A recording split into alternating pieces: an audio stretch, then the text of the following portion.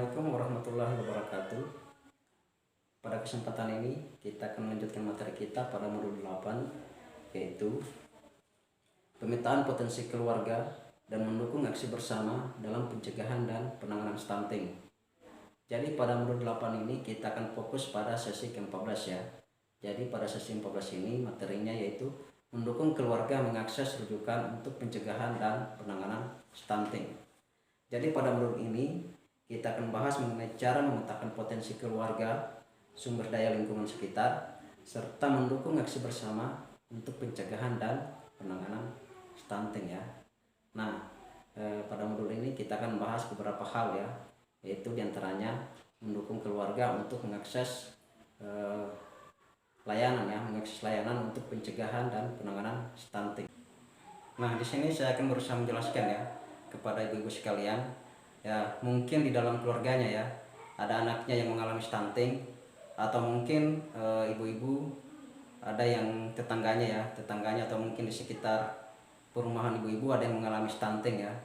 Nah, di sini saya akan menjelaskan ada beberapa lembaga yang dapat diakses ya oleh ibu-ibu pada saat di dalam keluarganya ada anak yang mengalami stunting, atau mungkin di sekitar lingkungan ibu-ibu ya.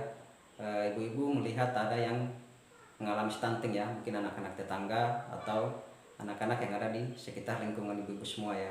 Nah, di sini saya akan berusaha menjelaskan ada beberapa lembaga yang dapat diakses untuk mendapatkan pelayanan masalah stunting ya, atau mungkin sekedar berkonsultasi masalah stunting.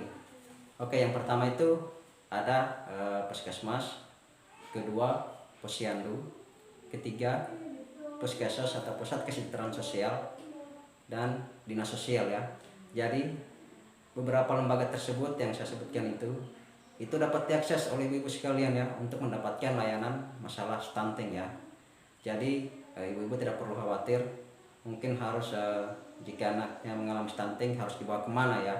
Jadi saya telah menjelaskan itu ada beberapa lembaga yang dapat ibu-ibu akses untuk mendapatkan pelayanan stunting ya, seperti puskesmas dan posyandu ya.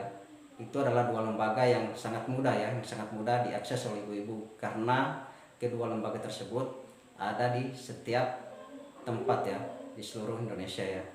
Jadi selain lembaga-lembaga yang saya sebutkan tadi ya, seperti puskesmas, posyandu, puskesmas, dan dinas sosial ya.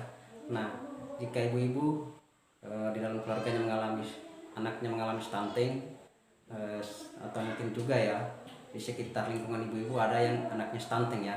Nah, di sini saya juga menjelaskan selain ibu-ibu mengakses layanan-layanan yang telah saya sebutkan tadi, mungkin ibu-ibu juga ya dapat mengoptimalkan bantuan sosial ya, bantuan sosial sembako ya yang ibu-ibu terima itu yang dibelanjakan di warung ya, seperti beras, telur ya. Jadi bantuan sembako itu ibu-ibu dapat pergunakan untuk membeli bahan pokok ya yang mengandung nilai gizi ya. Nah, itulah tujuan dari bantuan sosial sembako ya. Itu adalah salah satu untuk memenuhi kebutuhan gizi keluarga ibu-ibu ya. Nah, ibu-ibu juga selain mengoptimalkan bantuan sosial sembako ya untuk membelanjakan kebutuhan rumah tangga ya, kebutuhan rumah tangga maksudnya kebutuhan makanan ya yang memiliki nilai gizi, ibu-ibu juga dapat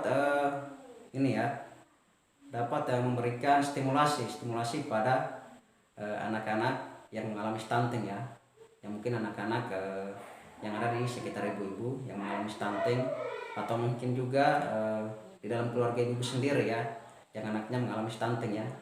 Jadi sebaiknya ya dari 1000 hari pertama kehidupan ya, ibu-ibu tuh harus memberikan stimulasi pada anak-anaknya ya, seperti yang telah kita jelaskan pada modul-modul sebelumnya ya. Itu bagaimana cara memberikan stimulasi pada anak ya, mulai dari dalam kandungan sampai bayinya lahir pada hari 1000 hari pertama kehidupan ya. Nah, mungkin ibu-ibu masih ada yang ingat ya masalah cara pemberian stimulasi pada anak ya. Oke ya, jadi kalau ibu-ibu masih ingat cara memberikan stimulasi ya pada bayi selama di dalam kandungan dan setelah lahir ya pada 1000 hari pertama kehidupan. Nah, ibu-ibu bisa mempraktekkan ya atau bisa memberikan stimulasi pada anak-anak tersebut ya. karena stimulasi itu sangat berpengaruh ya ibu-ibu ya, sangat berpengaruh untuk kesehatan anak ya. Ya salah satunya untuk mencegah stunting ya. Jadi selain pemenuhan gizi ya, makanan bergizi pada saat ibu masih hamil, pada saat ibu masih mengandung, nah ibu-ibu juga harus memenuhi kebutuhan gizi ya pada anak setelah lahir ya, itu pada 1000 hari pertama kehidupan ya. Jadi kebutuhan gizi anak itu harus terpenuhi ya, supaya apa? Supaya anak tidak mengalami stunting. Jadi mungkin ini saja yang dapat saya jelaskan ya pada sesi ini, yaitu pada sesi 14, mendukung keluarga mengakses rujukan untuk penanganan dan pencegahan stunting ya. Jadi ibu-ibu mungkin sudah paham ya lembaga-lembaga apa saja yang dapat diakses oleh ibu-ibu untuk berkonsultasi atau mendapatkan layanan untuk pencegahan dan penanganan stunting ya. Mulai dari lembaga-lembaga yang dapat diakses, masalah tujuan dari bantuan sembako ya untuk ibu-ibu untuk apa ya, yaitu untuk membelanjakan bantuan tersebut untuk kebutuhan keluarga yang memiliki nilai gizi ya. Selain itu juga memberikan stimulasi pada bayi usia 1000 hari pertama kehidupan ya. Jadi itu adalah beberapa hal ya yang ibu-ibu bisa lakukan untuk pencegahan dini ya, pencegahan dini stunting ya pada anak-anak ibu-ibu ya, ataupun pada anak-anak yang ada di lingkungan ibu-ibu ya. Jadi itu saja yang dapat saya sampaikan ya, lebih dan kurangnya mohon dimaafkan. Wassalamualaikum warahmatullahi wabarakatuh.